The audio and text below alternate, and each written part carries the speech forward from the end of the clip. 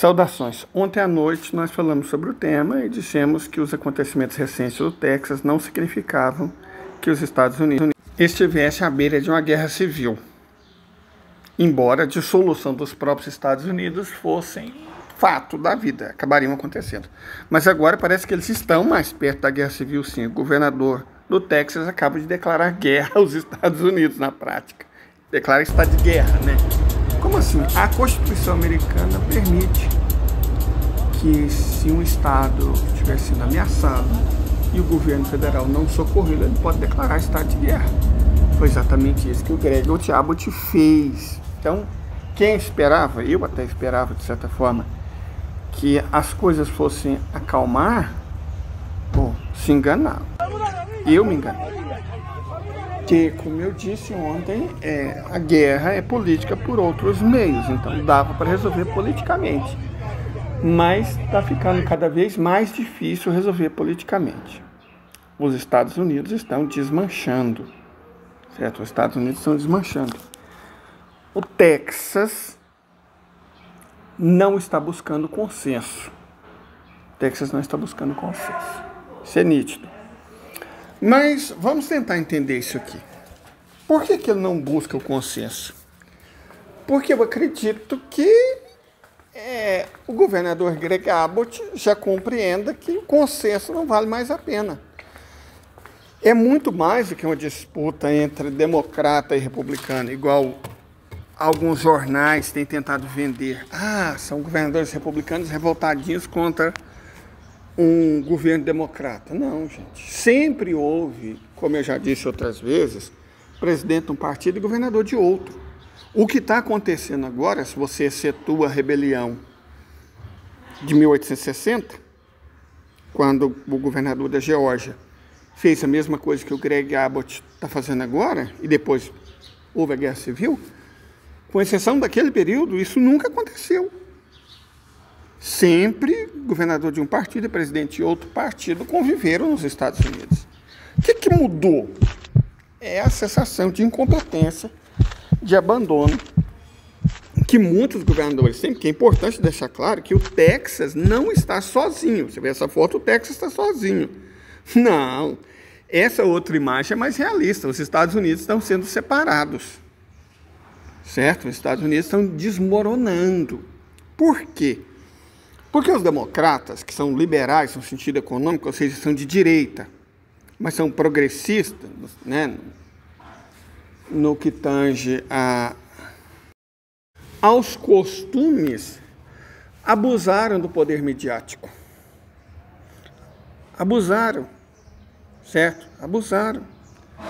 E tentaram impor a todos os americanos um tipo de valor, um tipo de conjunto de costumes que não é de todo o povo americano. Podia fazer sucesso nas grandes cidades da costa oeste, Los Angeles, São Francisco, Seattle.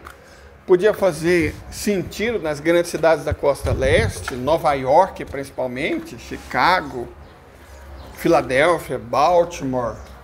Podia fazer sucesso em Nova Jersey, em Atlantic City, mas nunca fez sucesso no sul, nunca fez sucesso no sudoeste, nunca fez sucesso no sudeste, nunca fez sucesso nas montanhas rochosas, nunca fez sucesso nas pradarias, certo? O povo americano profundo nunca comprou as ideias que as elites urbanas das grandes cidades americanas venderam.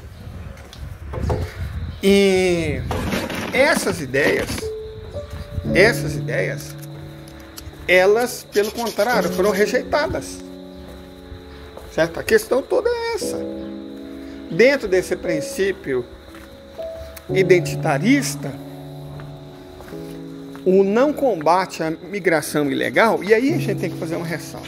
Mas isso é uma questão profunda e não sei o quê. Gente, não é uma questão profunda. A lei existe. Você não gosta da lei? Muda a lei. Enquanto a lei existe, em estados nacionais burgueses, ela deve ser obedecida. Na verdade, não só em estados nacionais burgueses, em qualquer estado nacional. Se a lei existe, ela deve ser cumprida. Se ela não é cumprida, aí há falhas. E o Biden, goste-se ou não, simplesmente não estava cumprindo a lei. Ele estava deixando ondas maciças de imigrantes ilegais entrar nos Estados Unidos. Certo? E isso está prejudicando Texas, porque o Texas é uma fronteira de mais de 1.000 quilômetros com o México. Em 3 anos, 6 milhões de imigrantes ilegais entraram pelo Texas. E, evidentemente, houve transtornos.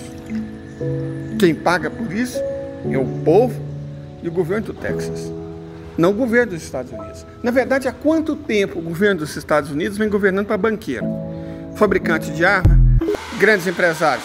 Há quantos anos isso não vem acontecendo? Essa declaração de guerra, e não é uma declaração de guerra contra os Estados Unidos, decretou um estado de guerra.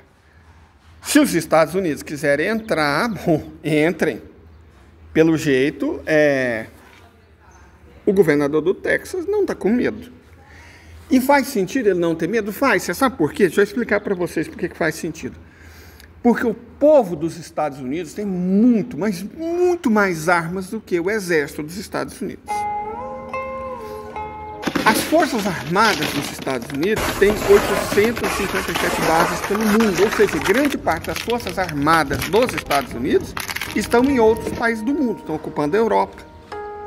Tem dezenas de milhares na Alemanha, tem dezenas de milhares na Polônia, dezenas de milhares na Bélgica, dezenas de milhares na Itália, mais de 100 mil na Alemanha e na Itália, para dizer a verdade, mais de 100 mil na Polônia. Tem centenas de milhares de soldados americanos na Europa, dezenas de milhares no Japão, dezenas de milhares na Coreia do Sul. Tem soldado americano no mundo inteiro. É como um câncer. Está no mundo inteiro. É ótimo para dominar o mundo inteiro. Mas quando a coisa aperta no próprio território, cadê as Forças Armadas dos americanos? Estão em outros países, cara. E aí as condições são boas. Se os Estados Unidos entrarem realmente em guerra civil, porque agora o peso do que o Congresso vai decidir segunda-feira vai ser enorme. Porque o governador do Texas resolveu escalar. Ele está escalando. Quem esperava moderação, quem esperava calma, não está encontrando. Certo? Então o que os Estados Unidos vão fazer? Entrar em guerra civil? Entrando em guerra civil, os milhões de soldados americanos que estão fora do país vão voltar? Vão voltar? E se voltarem? O que é a Coreia do Sul sem quase 100 mil soldados americanos protegendo ela? Cara, acabaram de aprovar uma lei na Coreia do Sul que as pessoas podem trabalhar 21 horas e meia por dia, e é legal isso. Vocês acham realmente que a população da Coreia do Sul está disposta a morrer para trabalhar 21 horas e meia por dia? Olha a expectativa de vida da Coreia do Norte, olha a educação na Coreia do Norte, olha o padrão médio de vida na Coreia do Norte. Qual o país que tem a maior taxa de natalidade? Qual o país que tem a menor taxa de suicídio? Mas bem menor mesmo. É a Coreia do Norte, cara. É a Coreia do Norte. Os sul-coreanos tinham medo da Coreia do Norte. Agora eles têm medo da Coreia do Sul. Quanto tempo a Coreia do Sul sobrevive, aquele governo, sem as tropas americanas? Quanto tempo a Ucrânia sobrevive sem as tropas americanas? Quanto tempo o governo alemão, que opera contra o próprio povo, desde praticamente sempre, sobrevive sem as tropas americanas? Quanto tempo o governo italiano sobrevive sem tropas americanas? Quanto tempo Taiwan existe sem tropas americanas? Quanto tempo o Japão submisso resiste sem tropas americanas? Cara, sem tropas americanas muda tudo. Uma série de países, enfim, vão conhecer a liberdade. E esse é o ponto. Essas tropas voltam para os Estados Unidos. Mas muita gente dessas tropas é dos estados revoltosos. Vocês vão fazer o quê? Eles vão atirar na própria gente? Vão atirar na própria mãe, no próprio pai, nos próprios filhos, nos próprios irmãos? Eles vão fazer isso? Pelos Estados Unidos da América?